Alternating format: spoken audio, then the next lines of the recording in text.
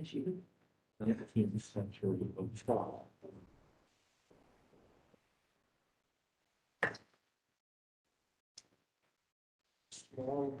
Where do you want to sit there? You want me to sit there? One a little small, one's a little too small, or a little out of my first way. You are senior to me on the apologize. Oh, I don't care. Deferred. He's still up. So your phone is not. I'm not sure if those are on this table. Well, We could just chat like this here. Yeah, we could. Sure. That'd be okay? We're both loud, projecting. Yeah. We're gonna need a microphone. There you go.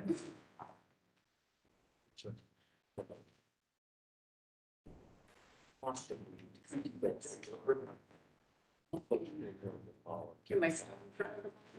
You're fine. Yeah, you're fine. Yeah. No, no, no. Oh.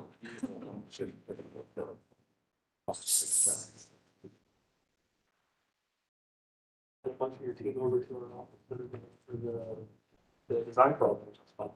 That was- 4 weeks ago. Whenever you're ready. All right, great. All right, this is the call to order, the Durham Village Commission, special meeting. Today is October 19th, 2021. It is 12:05 PM. We are here at 111 North Front Street, second floor, room 204. The next business meeting will be Tuesday, November 23rd, 2021 at 12 noon, same place here. The next hearing will be Wednesday, November 3rd, 2021 at 4 p.m. here at 111 North Front Street. There will not be a business meeting prior to the next hearing due to this special meeting taken up at the same time. Move on to swearing in staff. Please raise your right hand. You swear to tell the truth, the whole truth, and the truth. I do, morning, bro. Thank you very much. And instruction of commissioners present. We'll start down the left with Commissioner Farrell, Jeff Burial. Where's the durst? Anthony Harkey, Chair. Netfield, Brett Foley. Karen McCoy. Much. Hearing format, we're going to be broadcasting live via the web, also here in person. Anybody who wishes to speak should be submitting a speaker slip prior to the meeting. Communication will be kept to a 3-minute limit.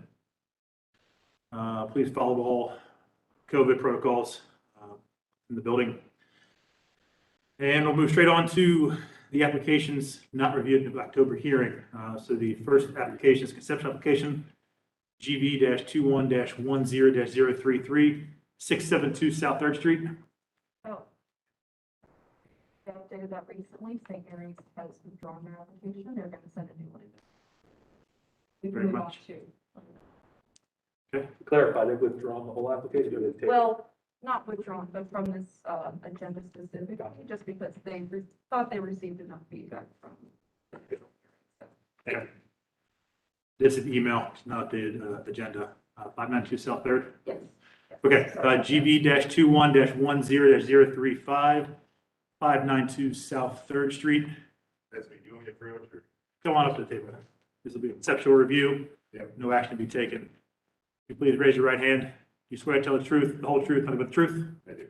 And please state your name for the record. Peter J. Binning, B-I-N-N-I-N-G. Thank you very much. Feel free to have a seat there. All right, Morgan?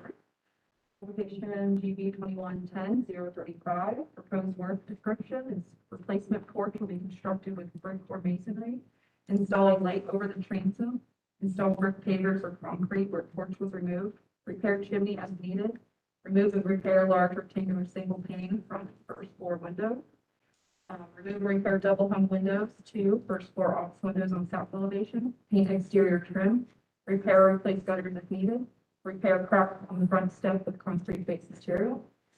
Staff analysis, this application is in response to a code violation. The non-original rear porch was demolished due to the extensive rain during May and June. Porch had extensive rot and was disintegrating, was removed for safety purposes. The applicant received a COA in 2018 and completed most items listed in the COA, but was unable to complete the items that he presently has listed in his application. Staff would recommend the commission should offer design feedback that can utilize the applicant further refine the proposal for review at a future GDC meeting. No action is required. based off of 311611 standards of alteration, 6, and German Village guidelines, page 68, porches and stoops, number 5 and 6. Thank you very much. Does the applicant have anything else to add? Yeah, I mean, the reason I filed up this conceptual review was to determine whether or not to proceed down that track. I had a contractor in 19, who I retained, paid their down payment for to replace the porch. And they ended up leaving with my down payment, moving to California. And I'm slowly getting that money back from them, but that was the only estimate I got that was even in the realm of reasonable, and that was 25,000 for an 8x8 wooden porch with a roof and a box better. Got estimates well above 50,000 for it. Office. It's my law office. It's been in my family since 1976 when my father purchased it. He passed in 2005, and I've been practicing law there since. So it's something I want to keep in the family. It's something I want to pass down. That large a repair for a wooden porch on the back of the building that's not original to the building, to me is untenable. So I was hoping to get some direction, whether a stoop would be something that you would consider. I think it would look very attractive on the building. It's sort of set back. That's the rot that brought on the demolishment of the back. It was started falling away from the building, and that's where we are now. But I think it, would look perfect for a stoop. I would make it look as attractive. I redid the front porch with copper roof, box gutter about 6 years ago. It was a beautiful addition. It was worth the money. I just don't see, and back then it was, 25,000 for the front porch as well. I wouldn't have done it if it cost double that, but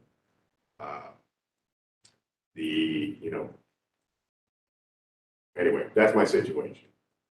So basically I was looking for if it's a possibility, I'll pursue it. If it's a, hey, no way, then obviously I'll find another track to take. So that's where All right. Questions, comments from the commission?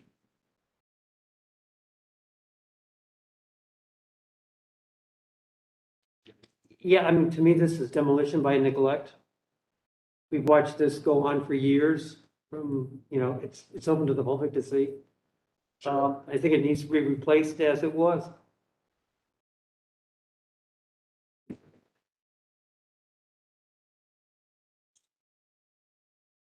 Do you have any evidence in the Sanborns about age of that porch? I don't believe so. I can find that information. I don't believe it is original, just based off of prior. I forgot to include it, so I apologize about that. From, I think, the last time we reviewed, stated. It matches the style of the front porch. Yeah. But they cover up a transom and limestone that was above the transom in the back door. So that was the clues to me that it wasn't original. Back in that day, it was just a limestone transom thing.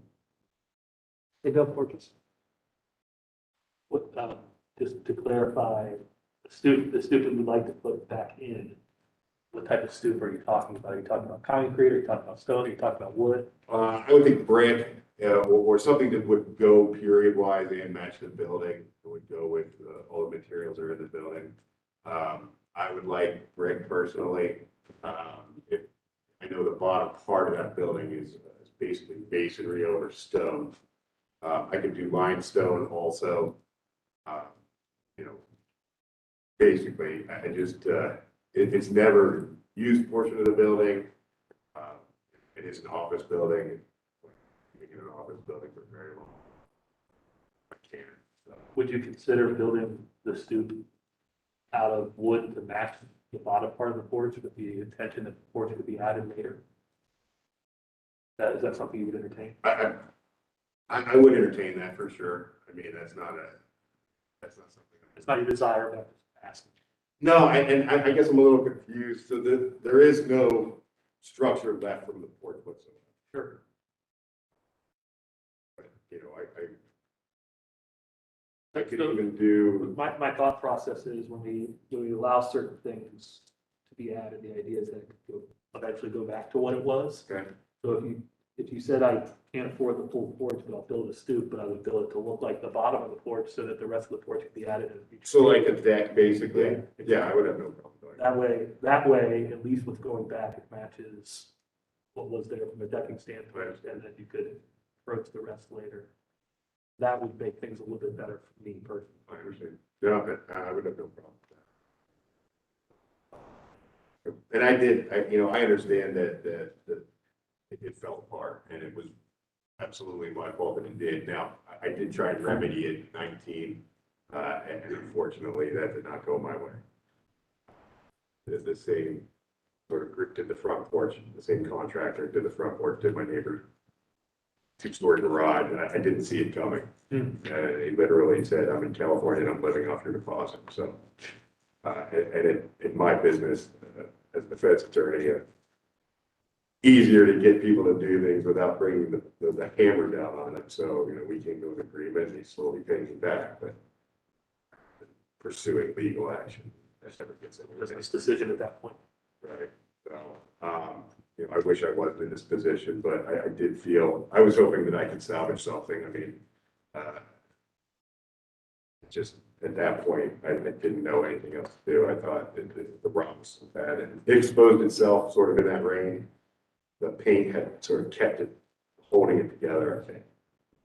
After May and July, it just presented, or May and July, it presented itself as dangerous. My opinion is if there's not, if the sanborns show evidence of it being that porch, that size of porch, location of that porch, back to 50s or before, I would say it definitely needs to go back as it was. If it doesn't, I think that opens up a conversation of what would be appropriate to put back, whether we feel that what was there, it gains historic significance in its own right, just due to the fact that it's age. Right now, the only evidence I have is the Google Street View show go back to 2007. That's as far back as that goes. So I think we need to find a little more information, factual about how old it was. Okay. Before I could entertain something that's not like for like. Okay, I'll do some digging. Yeah, I mean, HPO too. And I'll look at the same more grounds. Okay. What's the front porch deck made of? Wood. It's identical? It's more ornate.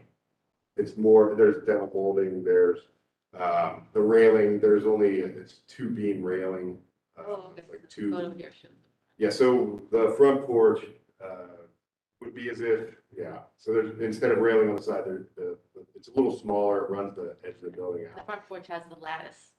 Yeah, at the bottom, right, and there's the two round beams, For the railing. the railing, yeah. I think Morgan, it'd be good to see if there's any previous applications for this property might have some photos. Yes. I think some included are from 2018, but that's the part I Yeah, I did the 18, Hope Construction, who did the front porch, would have been on that. 15, I think. They would have applied for the C of A. Would be considerably different. Any information we can provide you? Feedback? I appreciate it. Thank you. Right, moving on to item 3, GV-21-10-036, 611 South Fifth Street.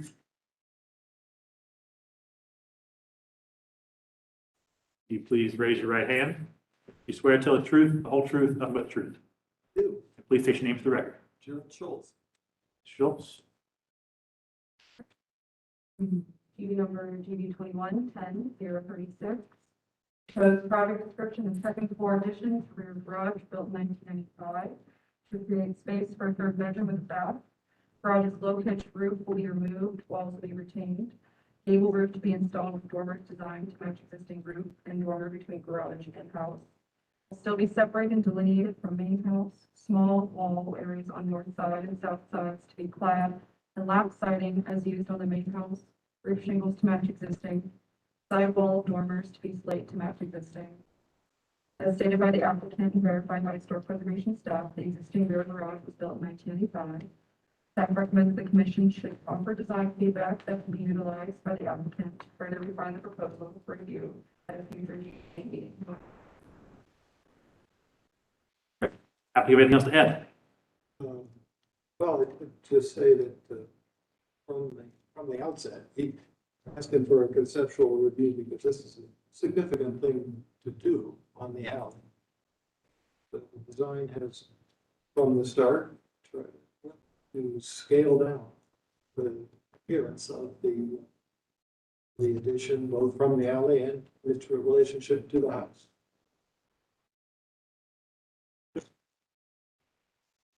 Questions, comments from the commission? This originally approved as a detached.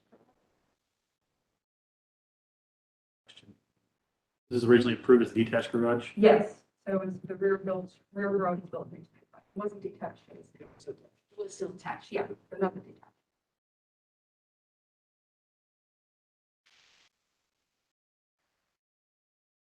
So I think the thing that strikes me right off the bat is that you go to the elevations. Looks like the ridge line of the existing and proposed are matching. We typically like the new to be underneath. Get a compass down. And enough trim space, so that would be one comment.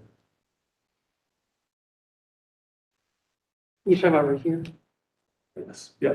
I think this is all new, Oh, so, it says existing, so I'm guessing. But I think All that's- of that is new on top, is that right? yeah, see. everything from the two-story back is new, I think, so I think Yeah. the guidelines say you can look at it as one addition total, you have to look at it as one addition total. My thing is, I have no problem with you going steeper to get the height and everything in there, but this goes back to, and I can't remember the doctor and his wife that are across the alley and down from you. Okay. When they came in with their garage, which is detached, we had an issue with the dormer on the back. Because all of the other garages there do not give a presentation of being occupied, even though that is.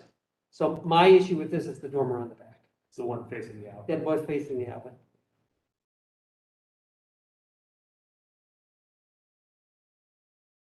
That'll be a hard one to overcome, because that's how we're getting some space in there. Yeah, but you're still getting space. Yeah. I mean, it may be less, but that's the issue. And I would have no problem with you even going a little higher with that ridge, as long as it doesn't exceed the height of some of the other garages. I think there's two down the alley from there that are higher than most of the other ones. Yeah. So you take a look at those. That may give you the height. And the doctors came over, that, their ridge is high to get the height, because that's a, Yeah.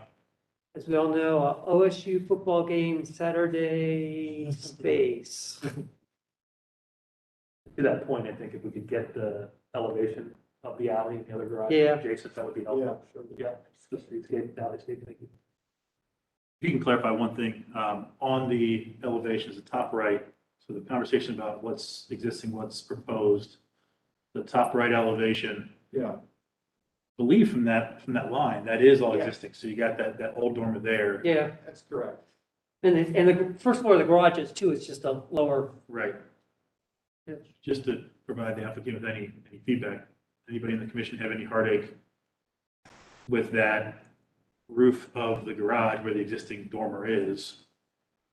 They married to that roof pitch, roof, whatever, if the applicant wanted to have it be more of a full height second floor above that old garage area. So I see, to get the additional space.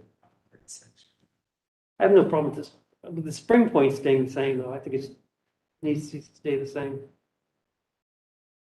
I'm trying to think. A lot of times what we see is when we try to connect new to existing, that original addition or the previous addition having that pitched roof makes it hard to kind of get that walkway through. So being able to adjust one of the slopes of the roof, preferably interior, might give you a little more headroom to kind of get whatever Yeah, and worked out. I think we do that on the opposite side. Mhm. There, yeah, the bottom elevation, we've got a dormer nested in there. Just straight below the one we were just talking about, to get head. Yeah, my thought was to get headroom, maybe on that lower elevation. Instead of that dormer coming off the new addition back onto the existing, that you could potentially take that entire side. If you wanted to raise the roof, if you would, to be more of low pitch roof to give you that straight connection back, might be an option for you. Okay.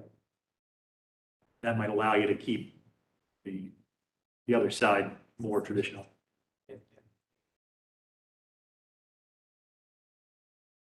The record, they have to advocating raising the roof. Yeah. Sometimes I advocate raising the roof. You know, Sometimes. Sorry. I didn't want Yelled you, at my team for bad jokes today. I just didn't want you to restrict yourself to something that we may not be worried about. Any other comments? I've got one other item which is not related to this, but I'm gonna ask Morgan. When this house was painted recently, and while you're here, you might as well hear this. Was there a COA on that paint job? And my issue was the fact that the foundation was not painted prior to 2019. And it is now painted. It's material that wasn't previously. Yeah, masonry. Thank you.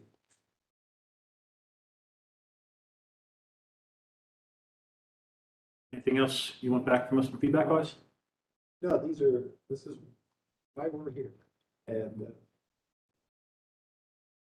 particularly glad to know now about the dormer on the back, maybe not being what would be approved. It's a significant thing to discuss with the owner. I said typically for the record, we typically don't allow attached garages. Having an existing attached garage already there, may be that window to get it Yeah. passed. These makes it possible. Very good. Appreciate the input. Thank you very much. All right, thank you. All right, well, we'll move on to item 4, GB-21-10-037, 275 East Whittier. For the record, I do have a relationship, with the applicant's father, but we don't have any financial ties. We are doing projects actively together. He's the director of their financial relationships, so I do not need to recuse. Thank you. All right, want to make sure it's all over. Please raise your right hand. Do you swear to tell the truth, the whole truth, and nothing but the truth? Please state your name for the record. Thank you very much. Morgan? Application of GB 2110-037, 275 East Whittier Street. Proposed project description is to remove existing wood fence to the extent of the new structure, construct a new 2-story wood frame garage.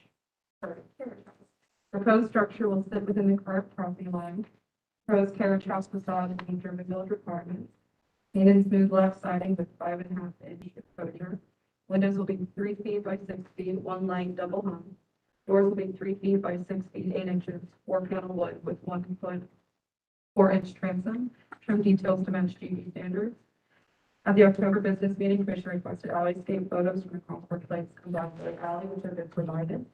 The Commission, staff recommends the Commission should offer design feedback that can be utilized by the applicant to further refine the proposal for review at future GBC meetings. No action is required. Thank you. Anything else to add? Questions, comments from the commission?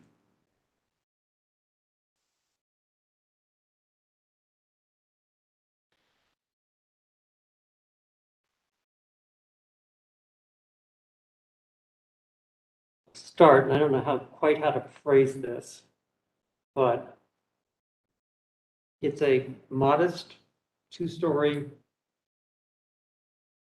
Queen Anne house that's asking for a carriage house, which historically is not something would have ever happened in German Village. The owner of this house would never have had a carriage house. They probably would not have owned horses and wagons.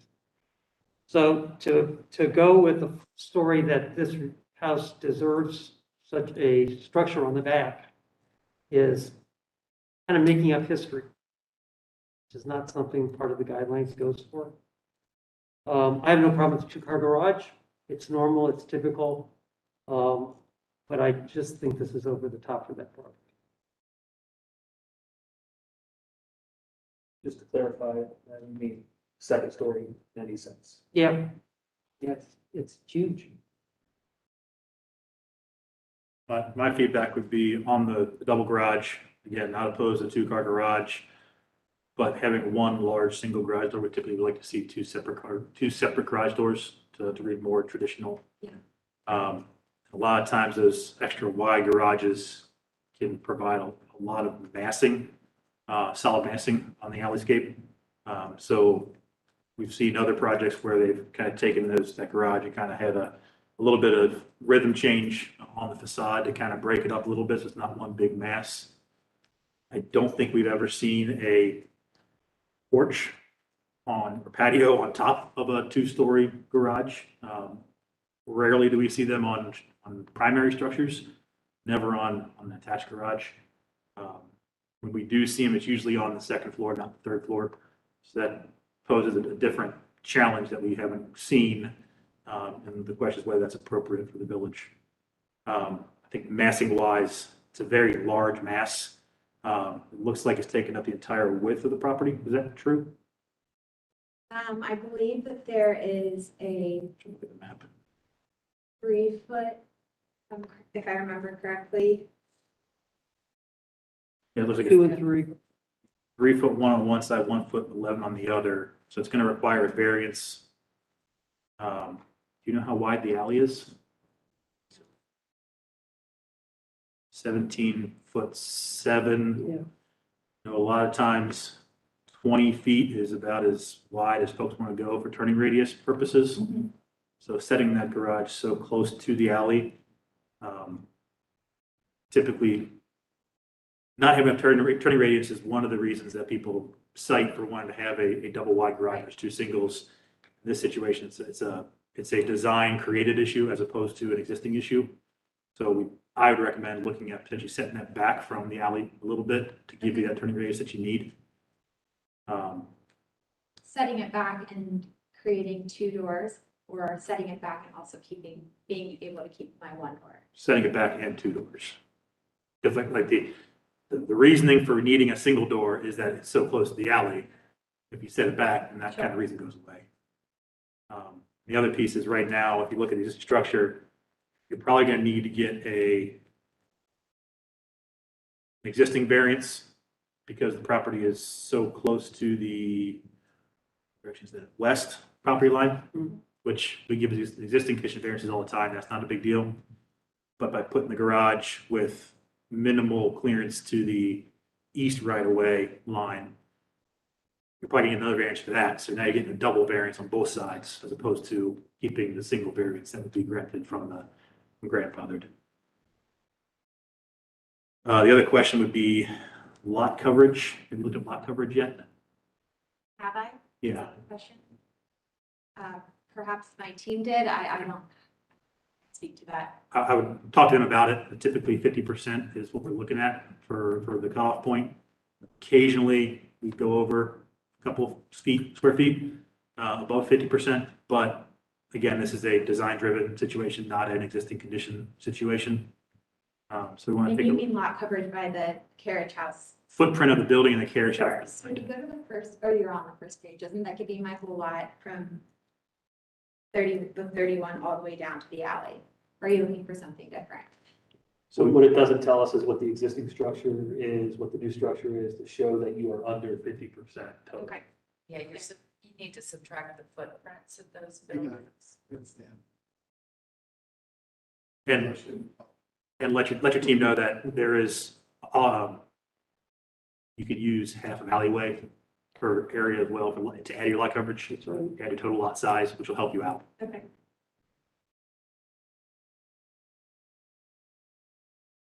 So when we consider new buildings, there are 3 factors we consider. It's massing, detailing, and materials. Is that right? What the guidelines typically say is you should be varying from 1 to distinguish what you're doing from the old, and then sometimes varying from 2 if appropriate. I think a detailing and material standpoint, you are probably consistent with the village. The massing is obviously where you're varying in this project. I think the challenge you're going to face is it's very different than a lot of things. And so it stands out quite a bit.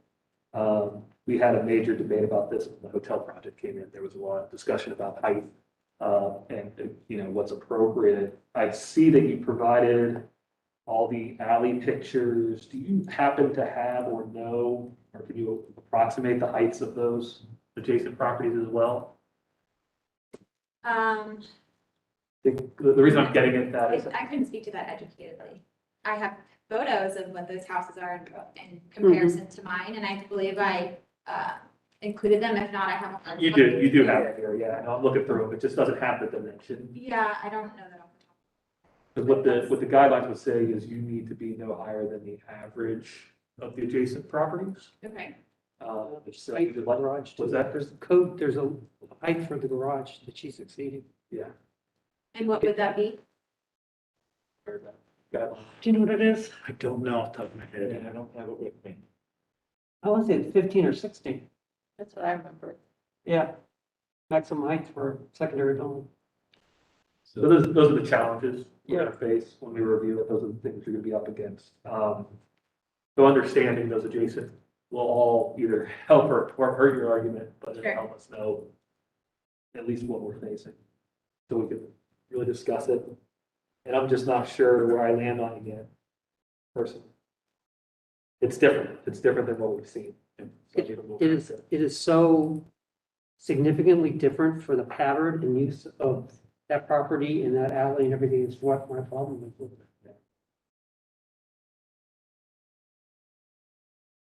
I think, I feel like in context with the property that is to the south, which is a large structure. Yeah.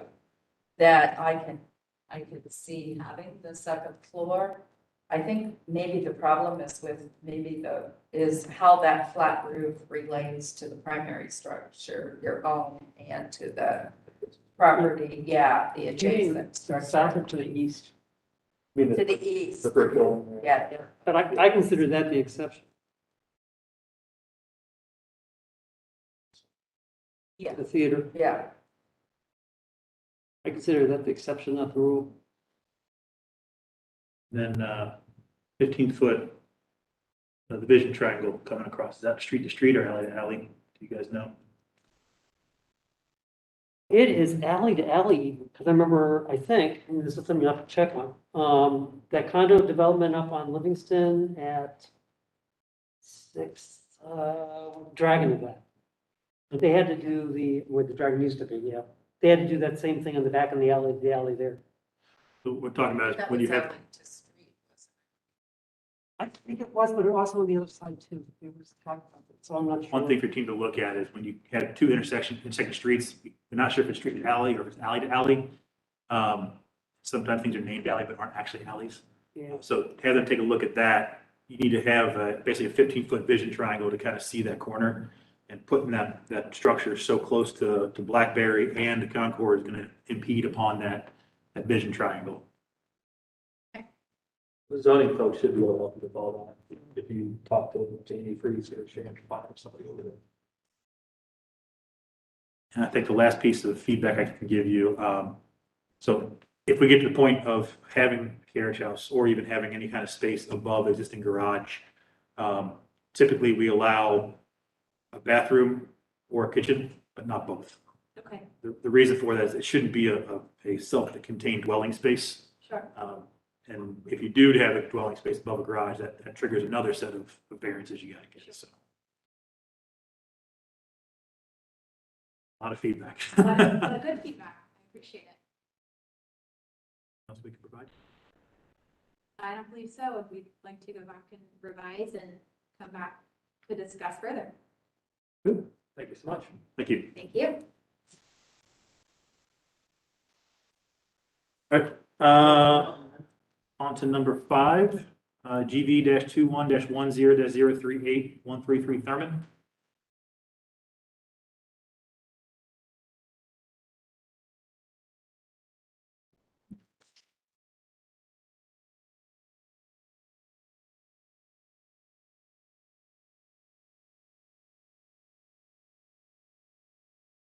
And if you both raise your right hands, you swear to tell the truth, the whole truth, and but the truth.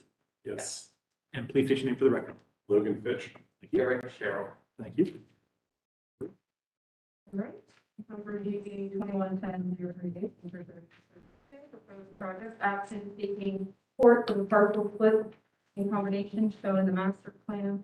All the lots are proposed to be single-family homes, the exception being one of the parcels that were made to provide parking for the commercial building at the southwest corner, Thurman Avenue and South Fourth Street. Some parcels are proposed to have dwelling units above attached garage. There are variances requested for this. First variance is 3332037, permit 2 detached single-family dwelling units on the same parcel, A, C, E, F, consisting of a detached single-family dwelling fronting Thurman Avenue and a detached carriage house garage with 1 dwelling unit, and to permit parcel G for vehicular access to multiple parcels, utilities, and 8 parking spaces to be used by residents within the site and the commercial office parking for 121 Thurman Avenue. 331225 to reduce maneuvering for garage parking spaces from 10 feet to 0 feet to 3 feet from parcels A through F and H end, subject to an easement on parcel G, provide not less than 20 feet total maneuvering. 332105 A1 B2 to reduce the 10-foot by 10-foot clear vision triangle on the north side of parcel G intersection with Thurman Avenue to 3 feet by 3 feet, to reduce the 30-foot by 30-foot clear vision triangle at the intersection of Thurman Avenue and 4th Street and parcel A to 10-foot by 10-foot. 333205 to reduce lot width from 50 feet to 25 feet, 41 feet. 333205 or 14, reduce the lot area from 6,000 feet to 1,650 square feet. 162 square feet from 6,000 square feet to 1,875 to 4,332 square feet based on lot area limitation. 333218D, increase permitted lot coverage from 50% to 51 to 61% for parcels AH, 1I, G, I, J, K, L, M, and N. 333219, permit parcels H, I, J, and K to not front on a public street. 333221, reduce the Thurman Avenue building setback line for parcel A from 10 feet to 4 feet. Parcel B from 15.5 feet to 15. Reduce the South 4th Street building setback from 10 feet to 2 feet and 1 foot for the proposed single-family dwelling carriage house. 333225, reduce total side yard 20% of lot width for parcel A from 6.2 feet to 3 feet and parcel D from 6.2 feet to 4 feet. 333226, reduce rear yard from 25% of lot area to 0% to 21% for parcels A, C, E, F, L, M, N for the primary dwelling and to 0% for the carriage houses on parcels A, C, E, F. Last variance is 333228E to increase the permitted area of a rear yard a detached garage may occupy from 45% to 51% for parcels H, I, J, and 47% for parcel K. The following is taken from the April 4th, 2017 Durham Village Commission hearing minutes. Commissioners commented this proposal encompasses the historic addresses of 1120, 1144 South 4th Street and 133, 159 Thurman Avenue. Historically, the block has been characterized by 2-story shops and single-family dwellings. The modern brass foundry was located at the rear of 157, 159 Thurman Avenue. 3 of those buildings remain, 1 frame and 2 locked. Their demolition has been approved. The buildings retain architectural elements such as 4 and 5 panel doors, roof turbines, and clerestory windows that should be considered in the design process for the new construction. New construction should observe the overall rhythm of building spacing on the block. New building should follow the historic setback pattern of the area. New construction should take design cues from the range of proportions found in surrounding structures. New construction design should contribute to the existing rhythms of the adjacent nearby building. The height of new buildings should be no higher than the average heights of the surrounding structures. Roof shapes and elements such as dormers and chimneys should reflect predominant patterns of buildings in the area and should relate to the style of the house. One note before we hand it back off to you, those notes from 2017 meeting, the third bullet point, all those structures are down. There was a code ordered demolition that happened outside of the commission. So, State level. yep. So some of the bullet points don't technically apply any further. Yep. All right. There's also meeting minutes that are recent than that, just, and probably because the parcels are unaddressed, there might be another file or something like that that has more recent meeting minutes, because we did present this project. It's been within the last 6 or 8 months, I believe. Yeah. Yeah, there's been a couple of addresses all over. Yeah, I know it's kind of, There was one round of meetings, a couple meetings we talked about of larger development, multi-use developments on this entire block from a different developer. So, and they've come before us, at least once before with this plan. So. yeah, I will do it for you guys. So that's a lot of stuff. I mean, I don't think we want to really dig into each one individually, because I think that it's more important to really look at the project collectively and how it relates to the neighborhood, and things like that. And then as we all gain a level of comfort with the figure ground, and that it is similar to other, nearby parcels, as well as, primarily the original, what would have been the development pattern for this site. So we've got a few things to kind of cover here. Obviously, the site plan, the master plan with all the variances. We've also submitted a few of the buildings. Last time we were here, we talked about the homes on Nursery Lane, and how those homes might kind of affect your thoughts about the site plan and whether we could develop something that was narrow, that could be, in keeping with the neighborhood. So I think that's something that's probably pretty important to cover today. As well as we've submitted one of the homes that fronts Thurman, just to get a start on some conversations about architecture for new construction that fronts Thurman. And then also we've submitted some elevations for the 2 existing structures that front Thurman. It's a lot of stuff. If you guys have an opinion about how we kind of chunk this down and make it a conversation that can be, kind of productive for all facets. right. Is it like an A, B, C, D?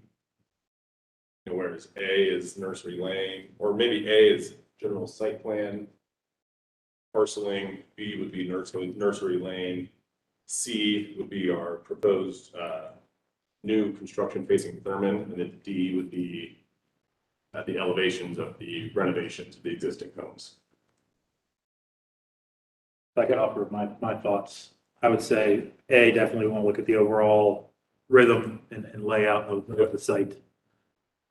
B would definitely be cross Thurman, what that kind of looks like in the rhythm across there, in respect to the existing structures. Mm-hmm. And we talk about the south half of the lot.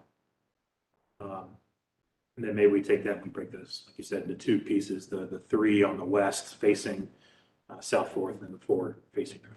Sure. Okay. Does that sound reasonable to commissioners? Yeah.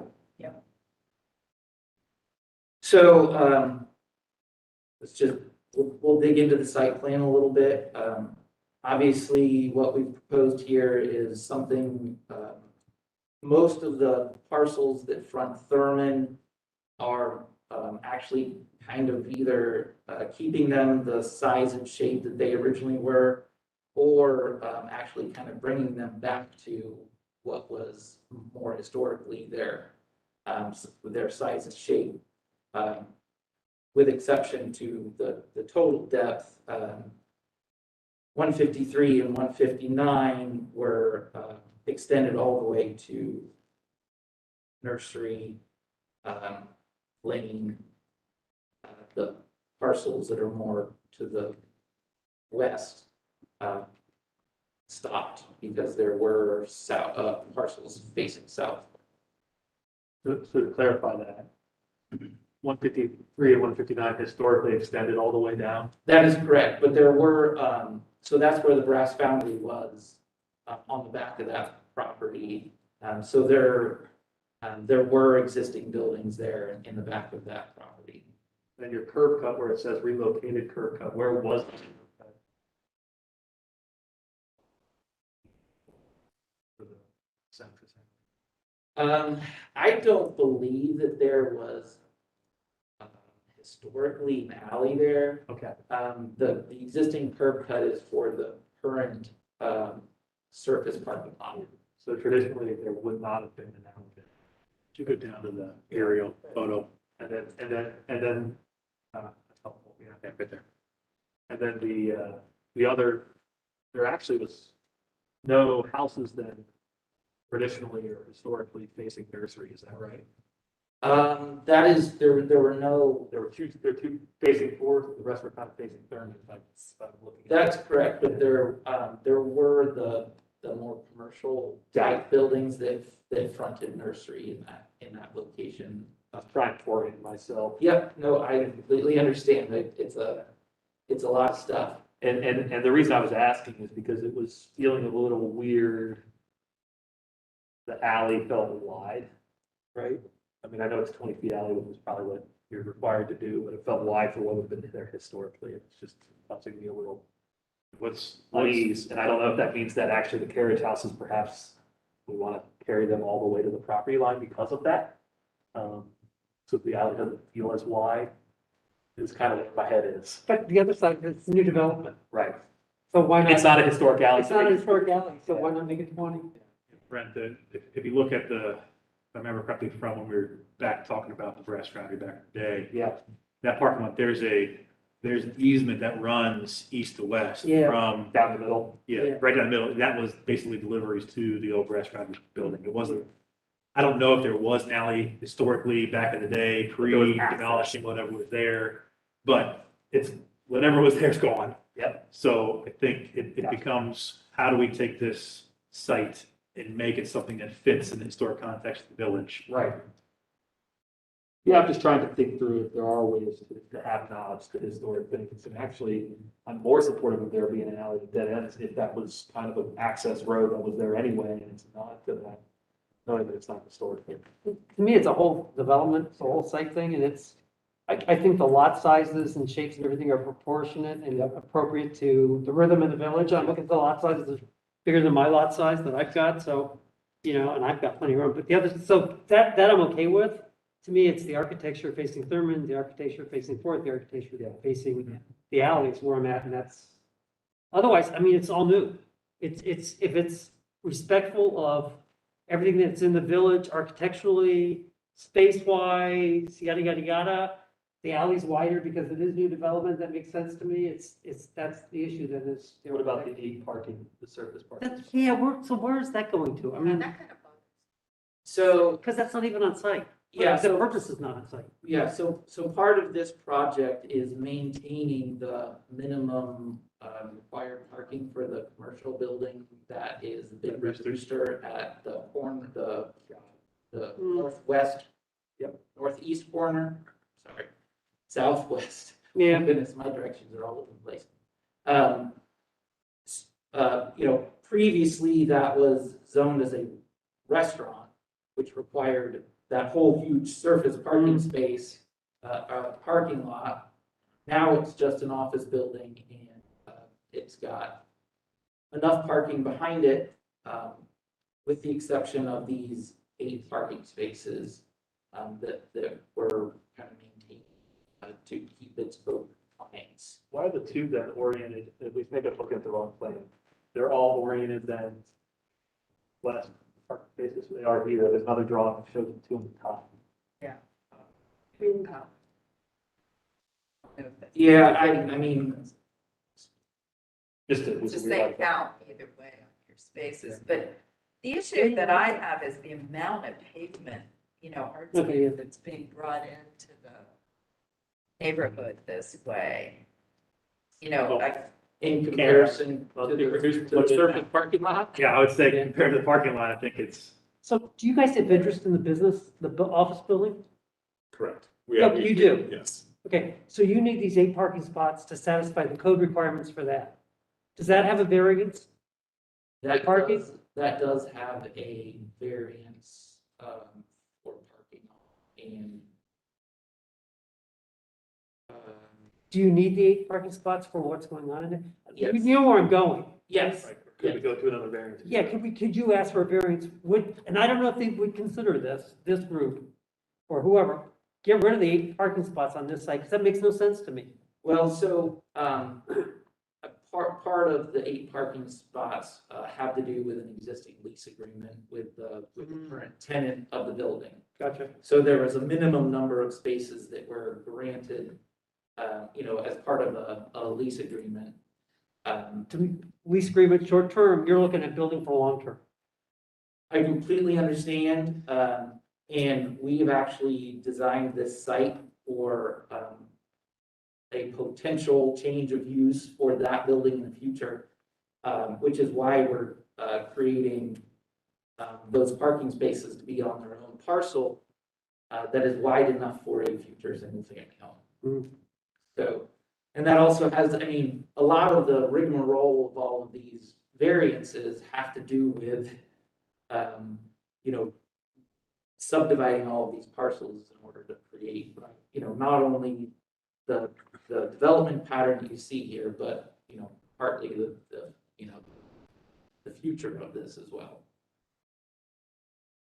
And finding a place for stormwater and making sure that our buildings are far enough that if the city comes in and says, hey, no, we actually need a 30-foot wide Fire truck. easement to get our water and sewer lines in, it's like, there's a lot of things that are going into this that kind of take a back and forth between our engineers, the city engineers, you folks and things like that. So, I mean, it's part of why, we kind of want some action on the variances. I mean, I know it's, kind of maybe a little premature to do that, but, we kind of need to get the site plan really settled down so that we can really move forward with the city and our engineering and all of the zoning work that goes along with that.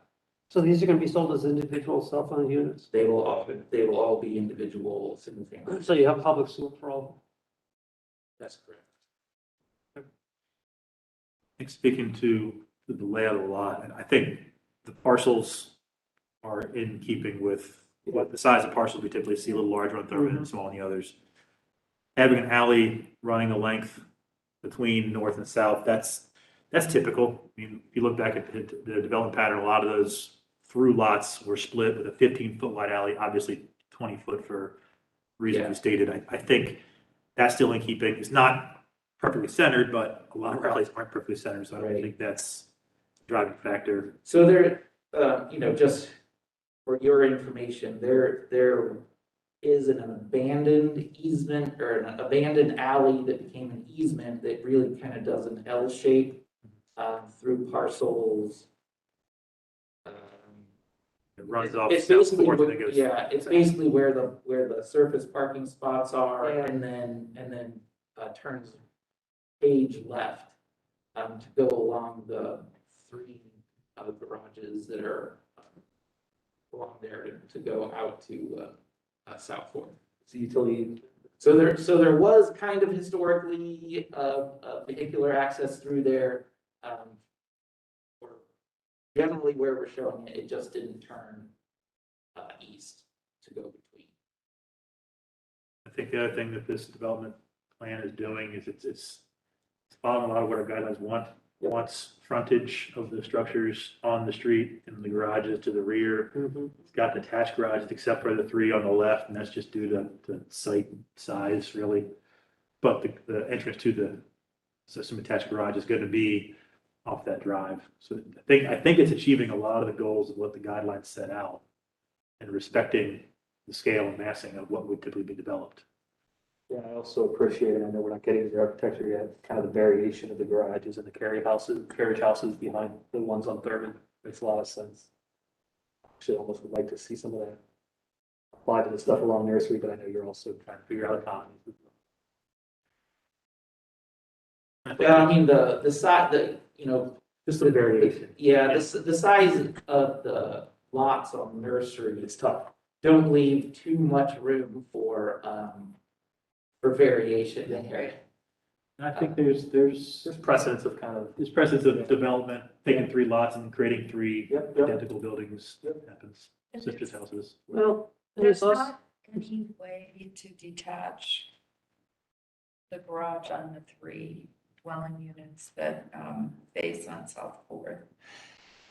I'm just thinking to give these units some amount of green space because There isn't much. there is not much for those units. And I don't know if you have the upper level porch or, I mean, I don't know, they're Yeah. surrounded by asphalt. Yeah, Basically. we've got Porches, we are also working through the architecture of those buildings that include, exterior space, outside on the building, like terraces and balconies, things like that.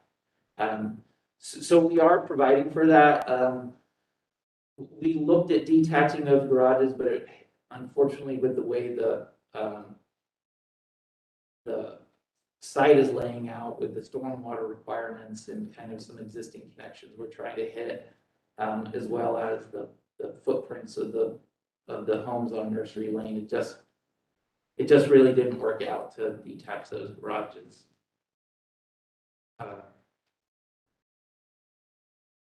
But I understand, I mean, but, part of the urban living in the fabric is not necessarily using your yard, but using parks and using things that you can walk to in the When I area. lived on Columbus Street, I loved that I had no lawn to mow. I mean, the reality is that, I've been in a lot of German Village backyards that are mostly pavers Yeah. and pools and, But they have the ability, I guess, to be Right. outside and have. Well, that's true, and we are, in the architecture, we are providing porches, back porches, terraces, things like that. And we're seeing that development in other places of the city too. I think the other nice thing this development's doing is it's getting rid of 2 curb cuts. If it's going to bring back street parking. Yes. Yeah. Is there any danger to reducing that vision triangle from Fourth to Thurman by that much? I don't know, what is it on the other side of the street at the existing building? 0. Wide open. Yes, I think it's. I mean, it's typical for the village. Not to have Yeah, anything, they usually creep up and look, right? Yeah, I think if you take that vision triangle and you push it to the edge of the curb, the right, site plan showing that corner of the building being cut off, that's trying to speak to it. but it doesn't include the sidewalk. Mhm. Because you're actually pulling the car up there. Yeah, as the more global conversation about zoning is happening concurrently with this conversation, the clear vision triangle is one of those things that was really written for the 1950s suburban streetscape, whereas it just doesn't work for urban streetscapes. I mean, we all know that homes in this area are pulled right up to the sidewalk, and so it's just. Well, staff just shared with us that they're going through a whole zoning update right now. I Right. heard about it on OSU the other day, talking Yep. about how it hasn't been rewritten since Yep. 76 or something like that. Doesn't mean it's wrong. I'll make one more note on the site plan before we probably jump to looking at other things specifically. Your first page of your application, Mhm. the lettering for your lots doesn't match the Yeah. third page, so if we can get that cleaned up when it comes to us, so we're making sure we're talking about the right letters. Yep, yeah, we actually have a bit of an updated site plan where we've eliminated a couple of variances. Traffic really kind of refused to give us the variance on the clear vision triangle at the new alley to the Area A carriage house. So we've adjusted the footprint of that building to get that back. So I actually just sent Morgan a revised list while I was sitting here. Okay. Because I just got it. I mean, it's within minutes ago. So, Good to know. and I just have one, what is the, considering this is the business meeting, what is the process for a revision, if we can respond in the next 48 hours to some of these things, can we get, because we really would like to see some action on the site plan at the very least at the full meeting, which would be in 2 weeks. Yes, in 2 weeks. I'll have to ask my manager about that specifically to the situation, but I can check it. Yeah, because I think the revisions for the site plan are actually all done, and our zoning consultant is, rifling through all the stuff to make sure that we've got everything settled, but we really would like some action on the site plan and variances to keep moving forward with the city, because it takes a long time to get through that process, but. Yeah, I can ask worst case scenario on the side. I can ask to see. Sure, yeah. Yeah, I think typically, we do want to see some level of detail in the architecture before we provide a recommendation of the variance. I think we have some of it, so we could consider, this is a different situation, right? Sure. A single house, you want to see the Yeah. house that's going in there to know what all the variances are. This is a little different. Yep. So I think we just need to And have a comfort level with how much architecture we're seeing, and I don't know if we're there or not, just putting that out there. My interest in variances around the perimeter more than internally. Yeah. That's for you guys to solve. yeah. And that was part of the reason that we wanted to provide a sampling of the architecture. Yeah, Obviously, what we've provided a new construction, single-family home that fronts Thurman that we can look at.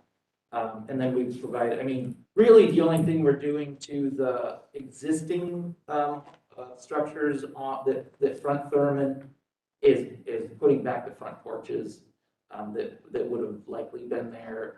And then I don't even know if we're replacing the windows on 147. There's some window work that needs to be done on 159, but that would all be standard detail. the challenge we face, and I'll just give an example, the house is along Nursery.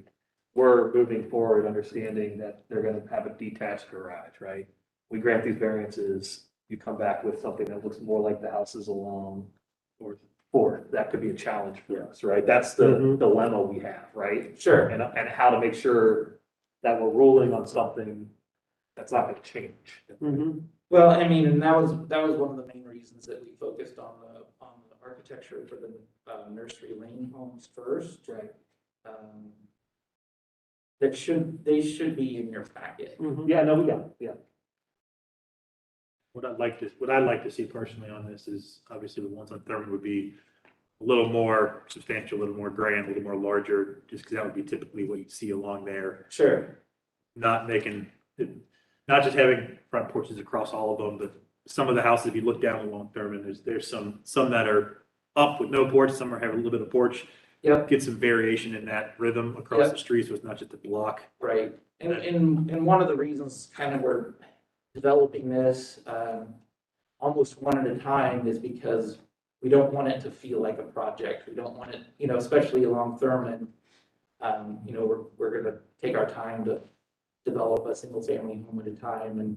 But I did want to bring one in to just kind of start the conversation, get an understanding of some expectations. I don't know, Morgan, if we can go down and to start to look at so this would be the site plan for the new construction, single family at 143 Thurman. If we go to the next page, this is the floor plan, and then the next page would be the elevations. So this particular home has more of a stoop rather than a covered porch. Typical kind of brick detailing, dormers, we've included you know, kind of more standard brick shape for the front portion of the building, and then a narrower like siding. I don't want to call it an addition, but you know, a portion of the mass that is more, you know, kind of breaks the shape of the building down into something that would have been original to this street, but is very often seen, you know, now that, you know, the cost of real estate in German villages has become, you know, people have added on. So this home now is designed to have, you know, similar square footages. So 143 Thurman refers to what? Street address or just on Thurman? 143 Thurman is a street address that is associated with an existing parcel. And that parcel is west of the existing home or the existing structure that was an office that we will be turning back into a. Which area is it on the site? C. Area C. C theory. C is a cat. C is the one we're looking at, right? Correct. And isn't D, and D is the existing. That's the 147, yes. And the carriage houses all have kitchens and bathrooms, but they're Yes. not being sold as separate units. They're not being sold. That's a topic of conversation though.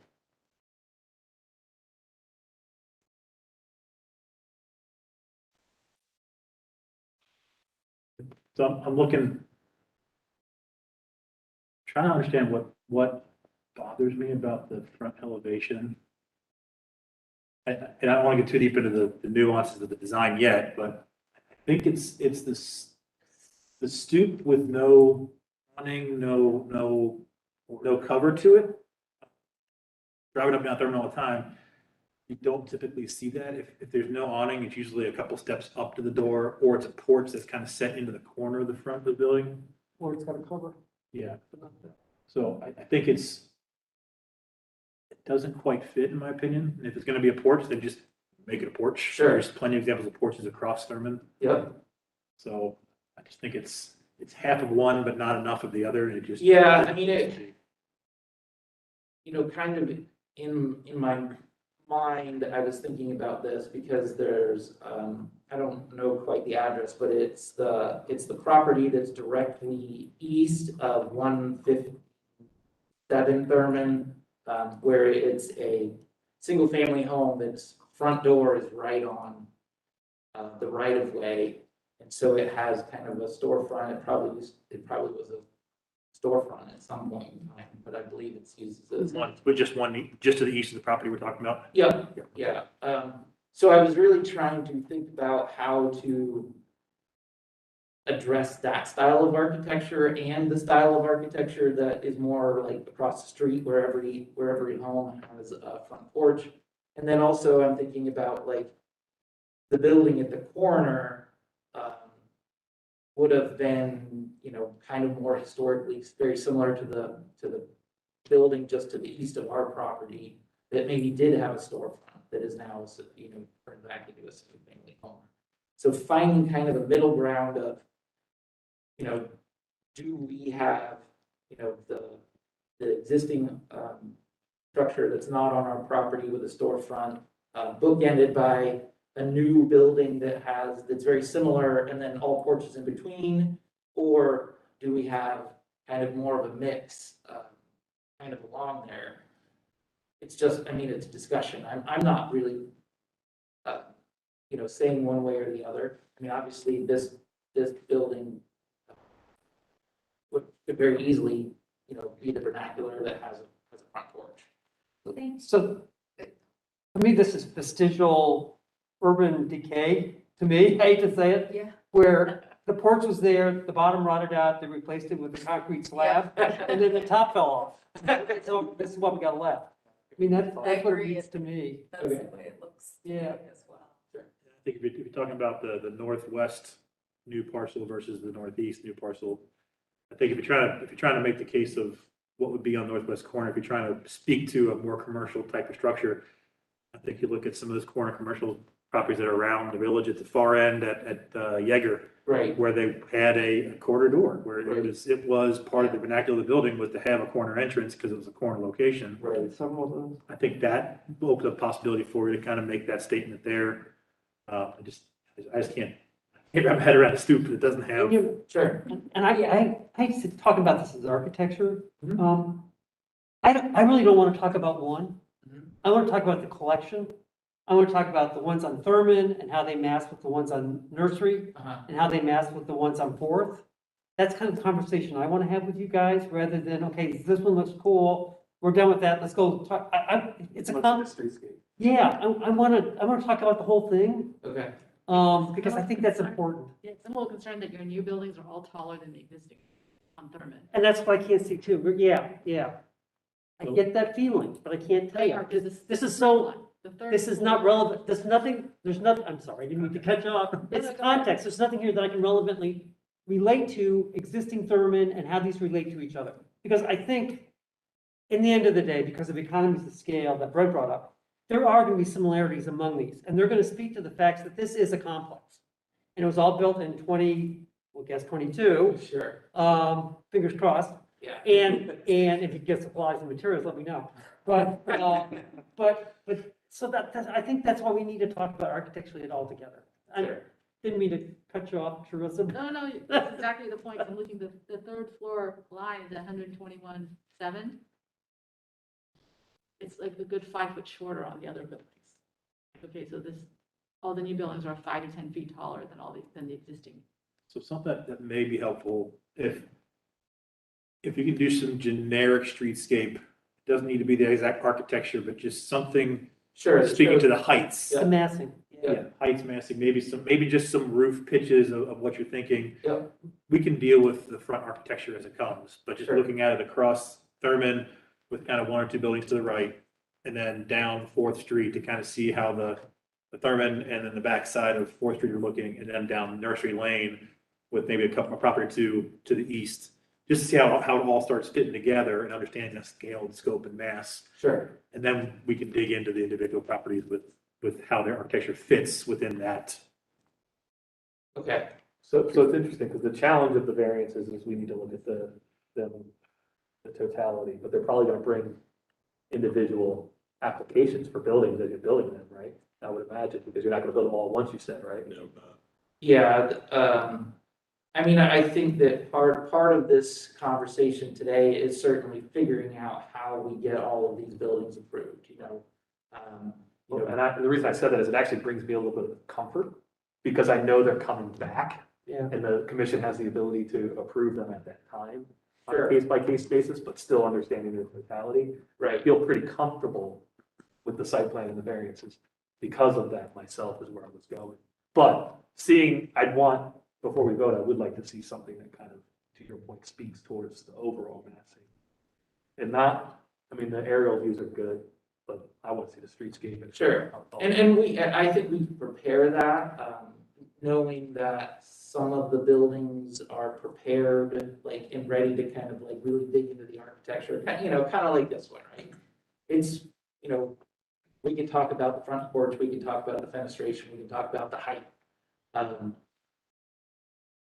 And I can certainly prepare like kind of more generic building masses or kind of, a sketch of what we're thinking for, the rest of the sites in order to get, or the rest of the homes that are going to fit on the site in order to get through The site plan. yeah, to get through the site plan, knowing that each individual home will come back to be individually. So ultimately, all you're looking at for us is us to approve the lot splits.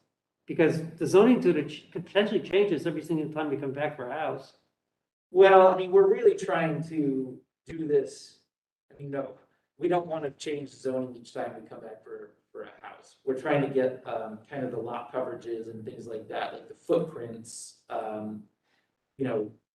we're showing are probably like at the maximum that we would ever ask for. So that's what's really covered in the zoning, in the variances. And so,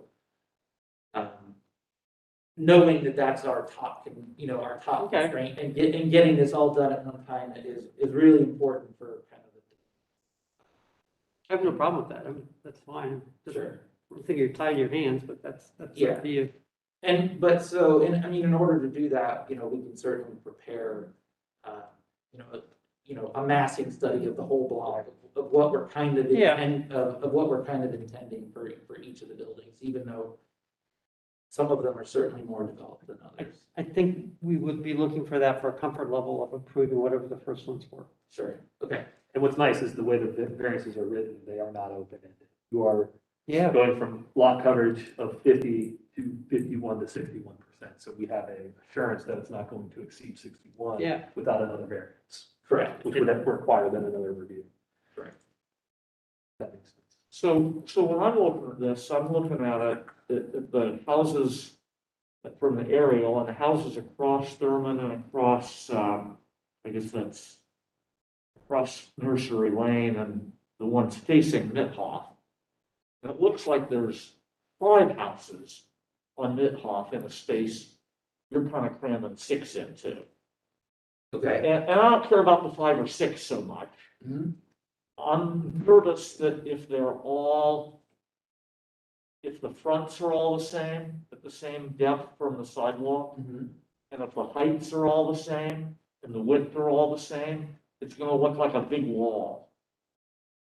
Okay, So I'd be more comfortable if there was some, when we get to, with the site plan, if I knew that when we got to the architecture, there would be more variation from one structure to the next. sure, I can understand that. I would say that, and going back to the concept of there's precedence for when you develop a series of contiguous, adjacent lots, that there is a building that's built 3-4 times. Yep, Right, right. I don't want to say we don't want that period, I just want to make sure that we're considering it that there is a precedent for that, and how it's executed. Historically. You know, and it's possible to show a building, like a building footprint. You haven't worked it totally out, but you could say that this one has a setback of X amount, and if you want to pull the other one back further, so you're committing to Right, yeah, the land that you're gonna. the zoning code will allow us to make our buildings smaller, because the limits that we're asking for are the kind of maximum, right?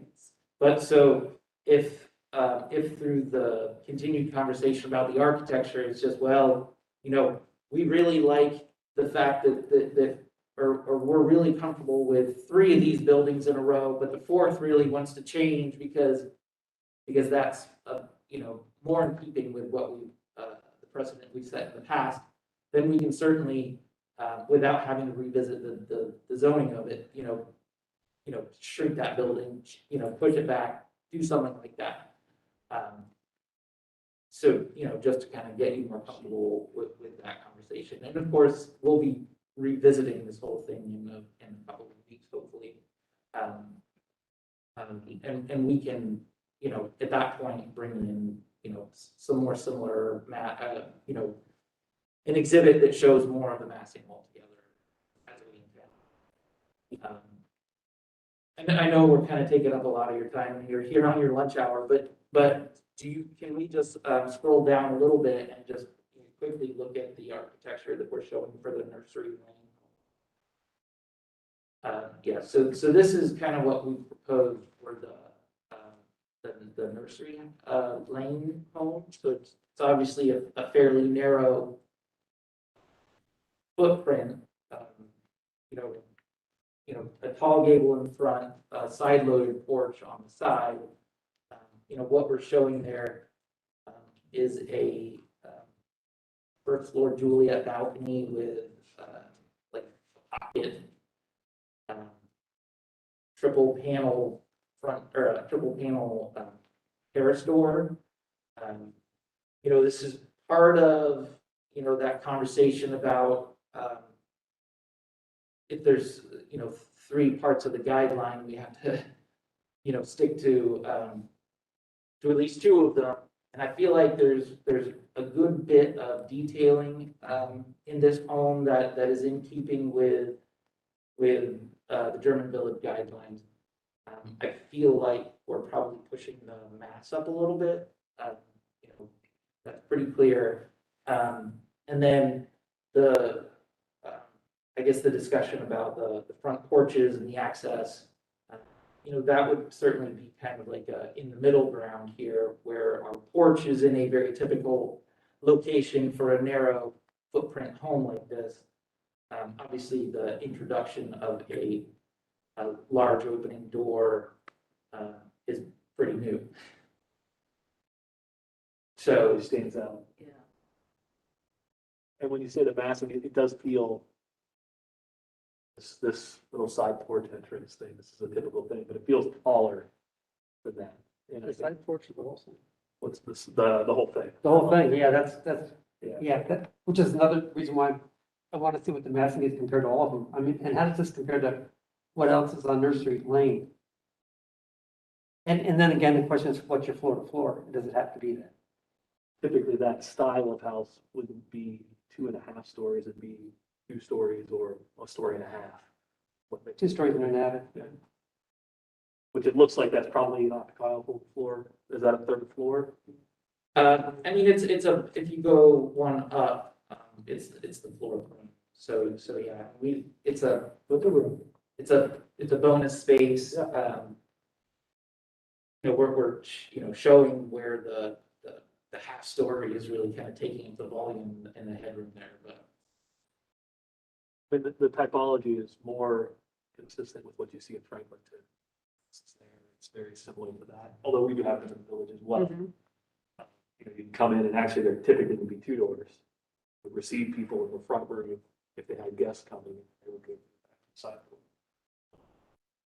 So I think you're right, you're on the border of, you have 2 pieces that vary and Right. And that front balcony thing just feels, the Julio balconies that you see throughout the village, a lot of those are put on pre-commission or without the commission approval. Sure. We don't really typically approve that unless it's a code requirement. Application. I have no problem with it for new construction. So, I mean, and I, Well, I mean, and that's really about, yeah. I mean, this and is this is a very interesting conversation with regard to that, because there's going to be there's a lot less context. Right. Especially for these homes. Obviously, we have examples of what's across the alley or across Nursery. But the parcels directly to the east of this are, you know, a kind of a collection of, you know, salt box multifamily with a parking lot. So I mean, like, really what's directly to the east of these homes is a parking lot.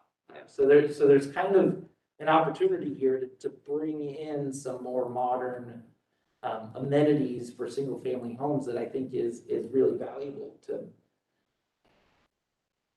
add some texture to the style of living on an alley. Hey, Jeff, are you know, back in the 70s, there was a bunch of single-family infills around the village, and you can tell what they are because they all kind of match. And they're very simple. Were they all the same time one developer went through and bought up lots and did them? Because they're Scattered site. but they're scattered sites, yeah. Yeah. I'm just using that as a thought. You can identify the group, Yeah. if that's the truth, and they're very simple. They fit, at least they've come to fit. Just a note, so that section of Nursery over by South Fourth, it's all garages right now. If you kind of head down the alley Nursery towards Jaeger, you start seeing some infill, some structures that are more 2-floor, 2 or 2.5 structures. Not quite the borderline 3 floors, but I think there is some precedence of what that would kind of look like in the alley, and looking from this, it doesn't look that. There's an existing house that's only one. Yeah, that's near it, but everything else is garages. So I'm trying to understand what it's going to look like, what the massing is, and how is there some kind of precedent or language somewhere else in the vicinity that could speak to this area? Sure. I think having a 2.5 is perfectly within keeping of this area of the village. Well, and It's you know, only even 2.5. there's It's 2 in attic space. Yeah, but if you look at this, Yeah, this is this having literally almost has, 3. this has a knee wall on the outside. Yeah. Which is what's raised. And I'm curious, because I'm thinking of Mohawk, you've got 1-story cottages, 1.5-story cottages, and you've got 2-story Italianates all slammed together.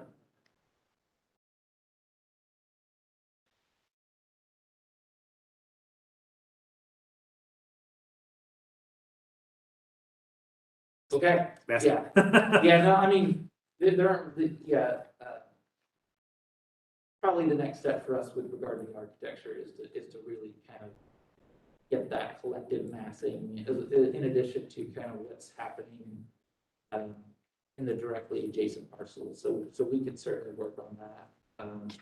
I would ask that when you come back with any variances, we can take the variances that are kind of applicable to the entire, like, these are multiple parcels for the lot coverage. We can take the nursery lane ones and say lot coverage of this span, South Fourth, lot coverage of this span, and Yeah. they really speak as 3 separate conditions. Yeah. What I don't want to do is yeah, have just this wide ranging of Yeah. 40 to 61%, and Yeah. We might I care can, more on the smaller lots than we do on the bigger lots. yeah. I can try to create like a color-coded exhibit about what variance applies where and things like that, that will be helpful.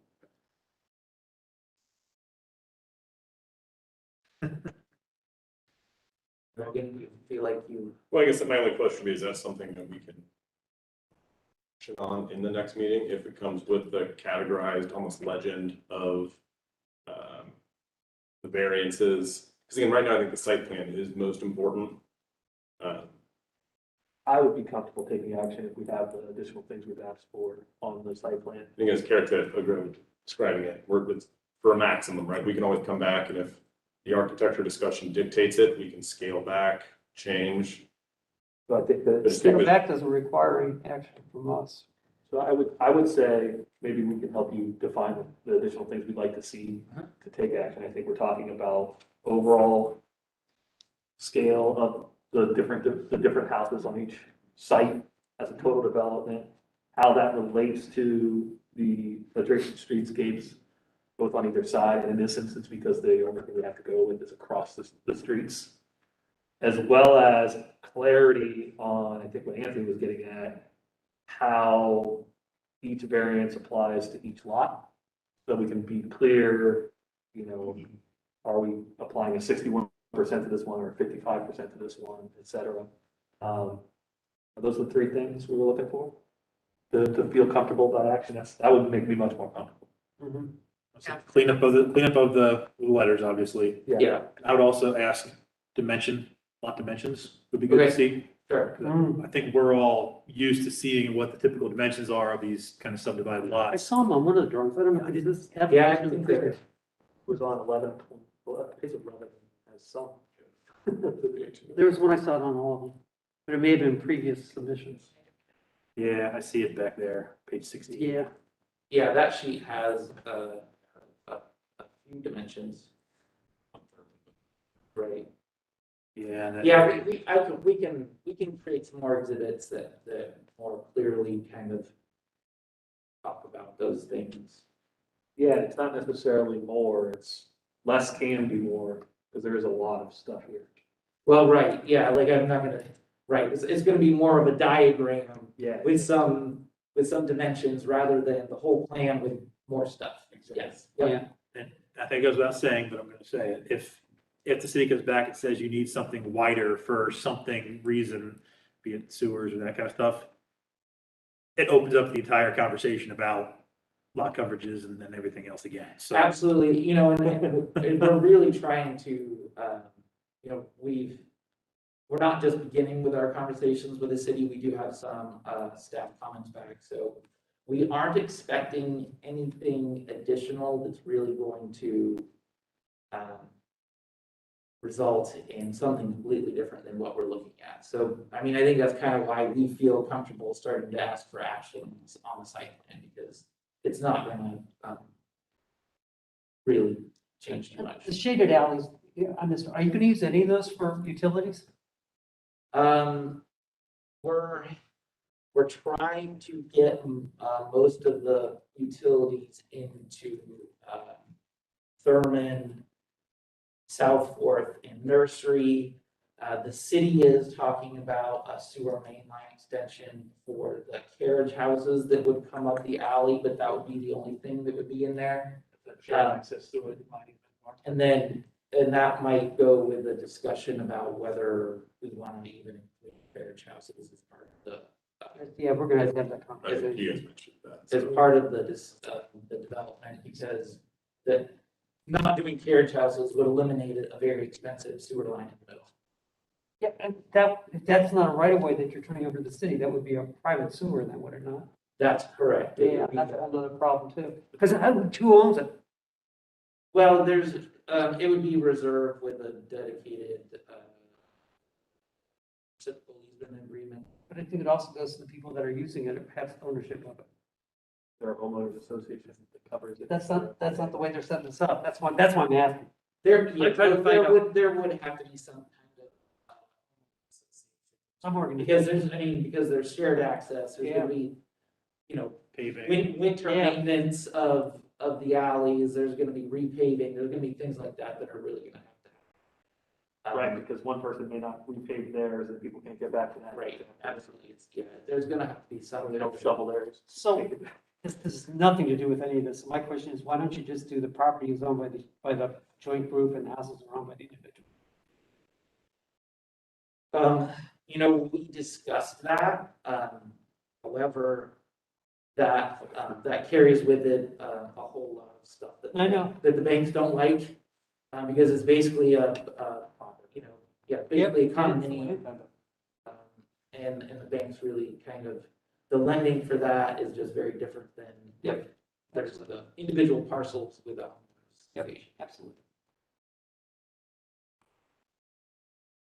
That's how you see a lot of the duplex and stuff. I thought my place was on one. Yeah, If y'all can move towards action on the site for the next meeting, that'd be great. And if you have additional stuff in regards to the architecture, we can always have a conceptual. And then as we progress, we get our site ready, approved.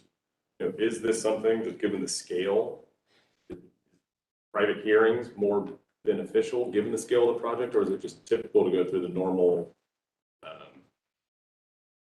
monthly hearing? Yeah, he means, a special meeting, just to kind of. It's like, if we do want to review possibly 10 homes, I think if you're coming to us with 10 projects essentially, that might make sense for a special hearing, just because it'll take time to go through each one individually. But if it's gonna be onesie twosies, then it doesn't make sense. Have you had any meetings with the neighbors? neighbors wanting to get an early purchase agreement. You wish. Because I don't know what the reaction is gonna be. I don't know how this is out there.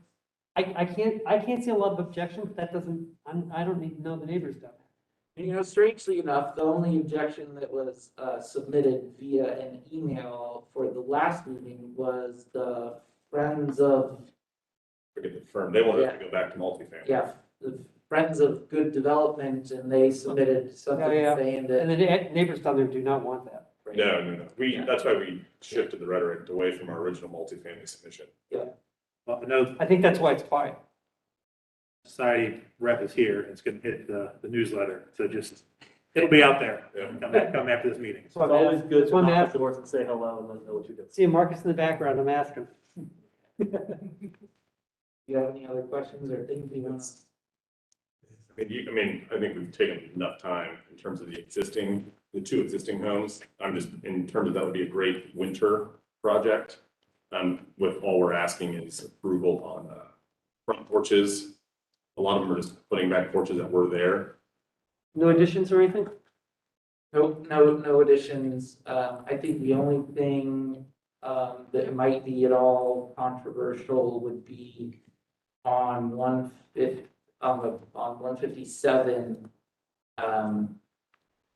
The new windows in the front, in the brick wall. Yes, we've got a couple of new windows, and then the size of the west porch is bigger than what you can see on the masonry where the original porch was on the west. And what we're proposing is more of an occupiable porch rather than just a door cover. If you can, Morgan, if you could go to that. Yes, I was asking, are they in here? Yes. In the Yeah. What other results in the house? Well, that won't be controversial. There won't be any controversy.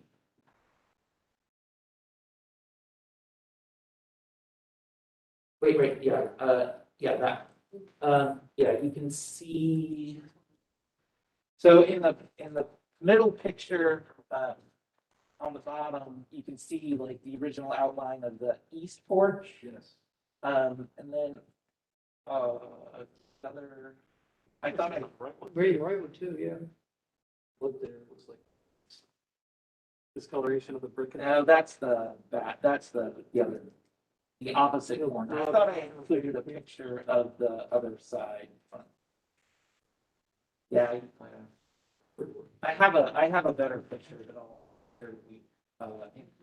for next, that shows the outline of the porch on the other side. But yeah, we're,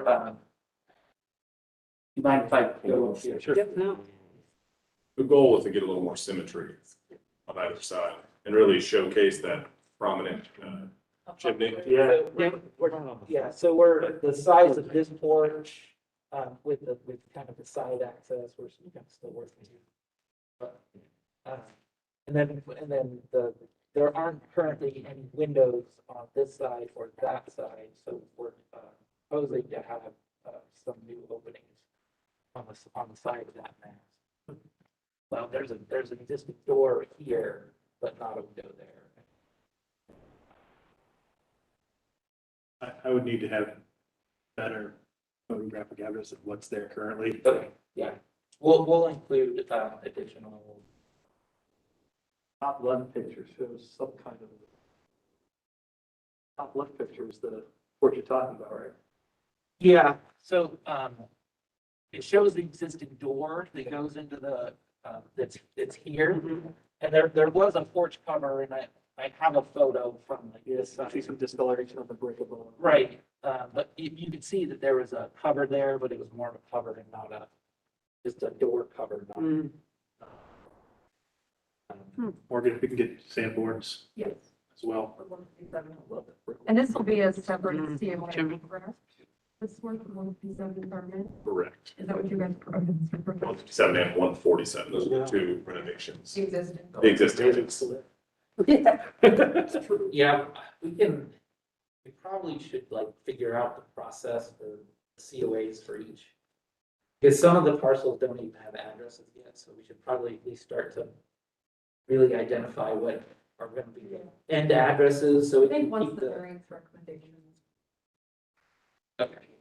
Right now, that existing is 159 on your plan, so I just want to, again, want to make sure we're using the right numbers and letters. And I think that was actually, has been used as a duplex at some point in time, so it has two addresses, which is kind of why it switches Different between porches. 57 and You 59. can see the stair where it jogged up that door opening in the Yeah. photo.